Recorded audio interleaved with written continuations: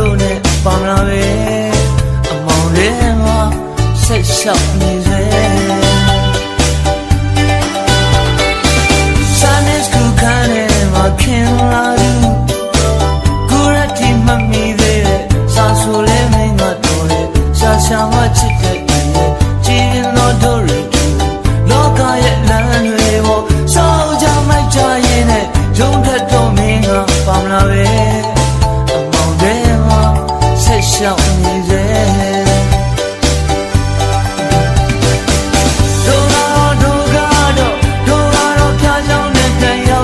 ချ